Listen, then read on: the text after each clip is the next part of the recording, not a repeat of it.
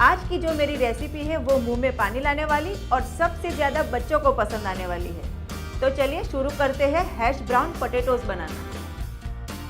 3 से 4 कद्दूकस किए हुए बिना स्टार्च वाले आलू को ठंडे पानी में 15 मिनट तक रख दे। अब इसे छान ले और इसे निचोड़कर सारा पानी निकाल दे। अब एक पैन में 1 बड़ा चम्मच बटर डाल दे। इसमें कद्दूकस किया हुआ आलू डालें और 3 से 4 मिनट तक मध्यम आंच पर आधा पकने दे। इसे एक कटोरे में निकाल दे और ठंडा होने दे।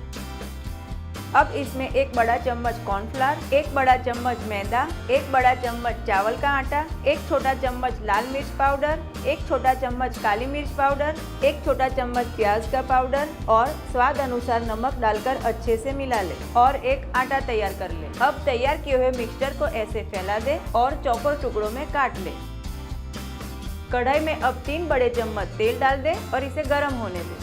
अब इसमें एक एक करके तैयार किए हुए हैश ब्राउन रख दे और इसे मध्यम आंच पर तब तक फ्राई करें जब तक ये गोल्डन ब्राउन हो जाए। साइड चेंज कर ले और गोल्डन ब्राउन होने तक फ्राई कर ले। अब इसे निकाल दे और ऐसे ही सारे हैश ब्राउन तैयार कर ले। गर्मा गर्म और स्वादिष्ट हैश ब्राउन पोटैटो सर्व करने के लिए तैयार है। अगर आपको मेरी ये रेसिपी पसंद आती है तो प्लीज़ ये साइड पे सब्सक्राइब बटन क्लिक करें और ये साइड मेरी और रेसिपीज देखने के लिए क्लिक करें।